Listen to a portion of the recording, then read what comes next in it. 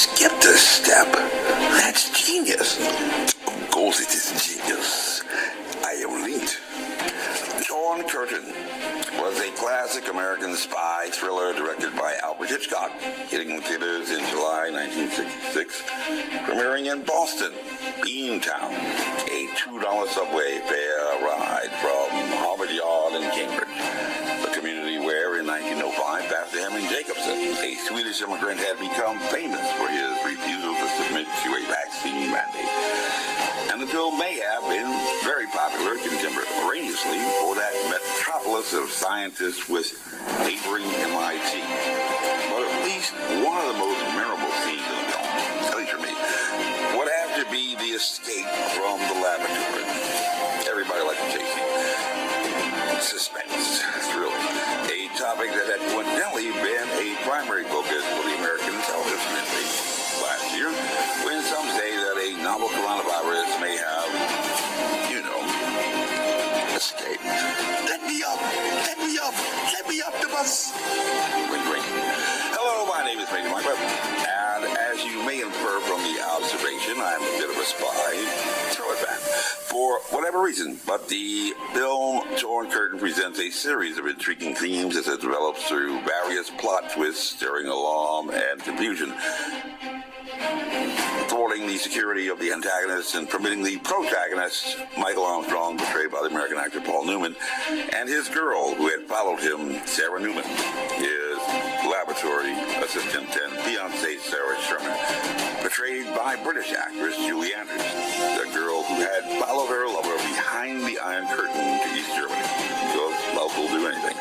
For an unexpected adventure, they might be able to tell their kids and grandkids in the years to come, as they live happily ever after.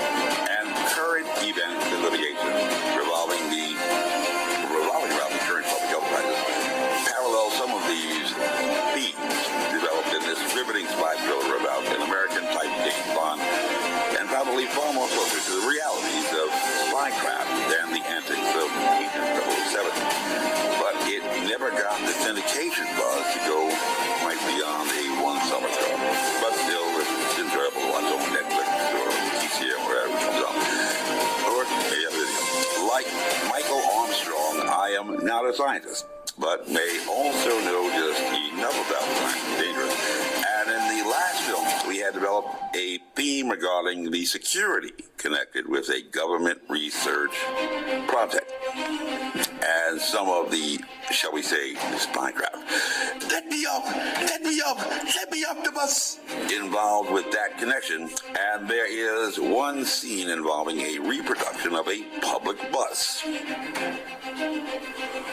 A reproduction of a public bus, identical to the regular bus between Leipzig and Berlin, that the underground network had somehow acquired and had apparently used successfully in the past, that would be used to facilitate the escape of Dr. Armstrong and his assistant, Miss Sherman, after they had been discovered. All agents and security people were looking for them by running 10 minutes ahead of the regularly scheduled bus run. And apparently this scheme or artifice, at least in the movie, even forced to make stops along the route if passengers appeared along the route, had been successful in the past. And this idea is probably plausible to the audience, caught in the emotion of the thriller. But for a moment, put on your James Bond tuxedo, pretend that you are director of a secret undercover spy organization operating in a hostile environment with grommets running around the place. Would you devote limited resources to acquire a replica of a public bus and expose a large number of your people to the risk of detection and capture on a regular basis, as well as the bus asset, or even on this unique mission where everyone is in a rush and a panic and emotions tend to dominate in those situations? If your answer is yes, then maybe that is why you never quite got that job as the director of an underground spy organization. Dr. Armstrong, I forbid you to leave. Professor wanted at once in the vice rector's office. Professor Armstrong and Mr. Sherman, you are wanted at once in the vice rector's office.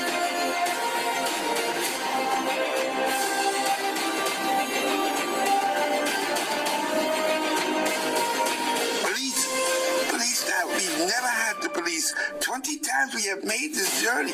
We have never had the police. They are endangering our whole enterprise because they are not only partners, but partners wanted by the police. At least in the movie, this was a standard operation, which this collection of collaborators had performed to perfection at least 20 times before, with no risk. And after escaping from the laboratory with the assistance of their first source, a double agent, Dr. Koska, traveling by bicycle through the streets of lipstick neurology, the film imposes on reality a new reality of a bus to facilitate the escape of Dr. Armstrong and Miss Sherman. And their ultimate destination was the Friedrich Strauss post office. No matter what occurred, this was where they had to go to have a liaison, a handoff with their next source or contact in country, in what provides a graphically captivating illustration for audiences, at least, so inclined to see firsthand exactly how a covert operation and cover story might work. What's so funny? Well, it's funny in one way, but perhaps it's in another way not funny. You see, the military have decided to give us an escort.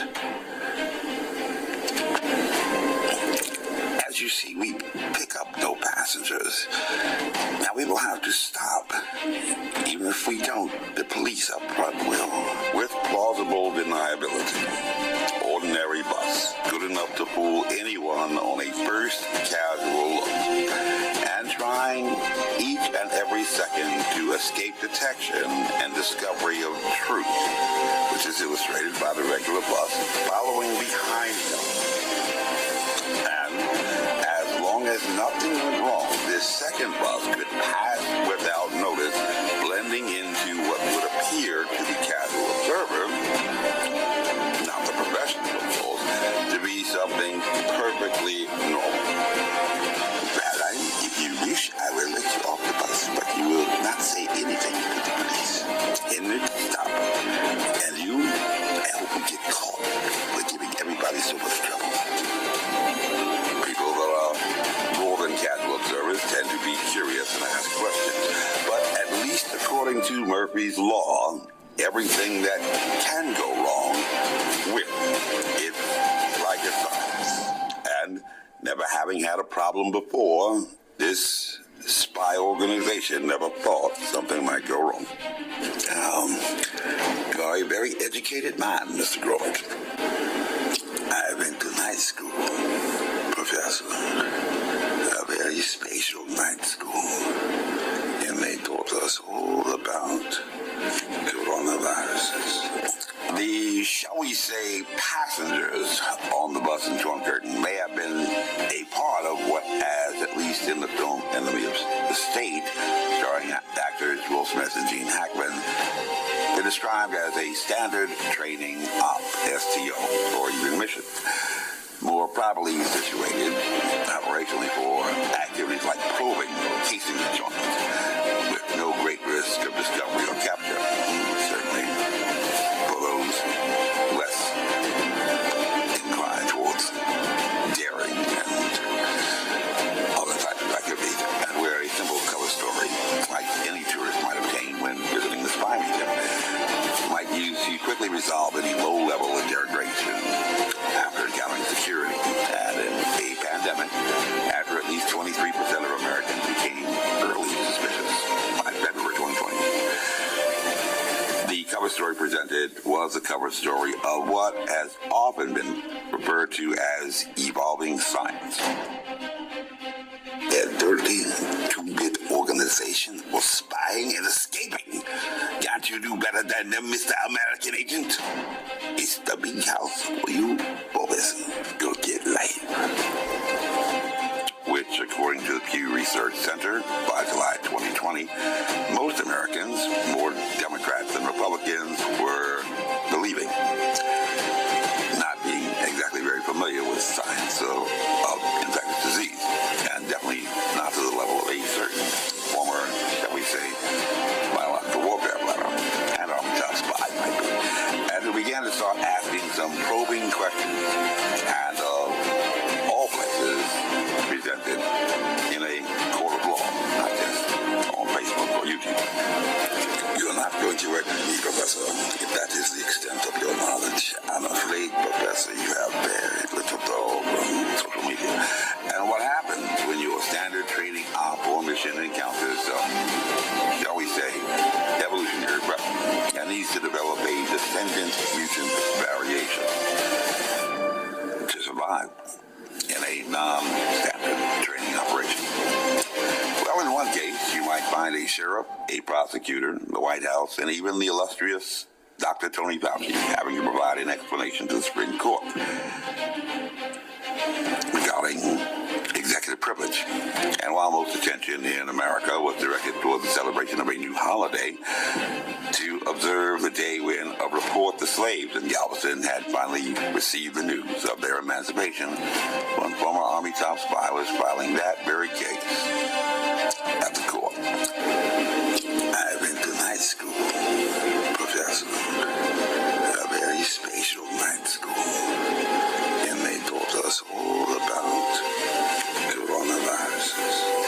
So perhaps after the pandemic, when you return to your adventurous and exciting life, you may one day wish to follow in the steps of Michael Armstrong. And so before closing this out, let's just provide some of the key signatures that you need to watch out for to let you know that something is definitely not normal. Lest you become like the slave from Galveston, waiting for news to arrive. This has happened. That's part of life. There's a bureaucratic red tape that causes delay all the time. But even in pandemic, when a court fails to issue a summons for a sheriff to serve a complaint, there's something very not normal. And you have a choice to keep up the pursuit or just walk away. When the red tape goes on for over a year and the state attorney general is in court trying to dismiss the case he claims he never knew about because the sheriff never gave him the complaint, again, you have a choice to keep up the pursuit or simply walk away. When you have to go to the extent of filing an affidavit with the prosecutor to get him to bring charges against the sheriff to a mathematical certainty, you had better expect that this matter is going to court. But when a case makes its way all the way to the U.S. Supreme Court, this is not a success story. And may have something to do with the last case we brought to the United States Supreme Court, where the official position of the government was announced that it can neither confirm or deny that it owns the biological causative agent for COVID-19. A case now back at the Supreme Court again, which sounds a lot like the government owns it. But again, we can't say. But if science is all about replication of results, how in the world might you have evolving science with a simple single strand of RNA that, at least in this instance, isn't stupid? Now, prediction. This briefing is unclassified. Honest. Carry on.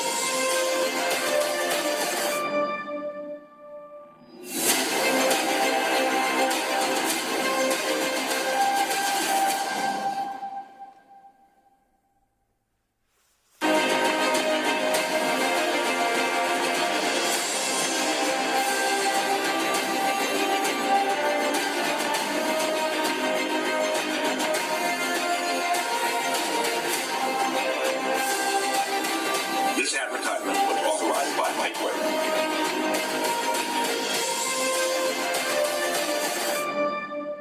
Professor Armstrong and Miss Sherman, you're wanted at once in the Vice Rector's office.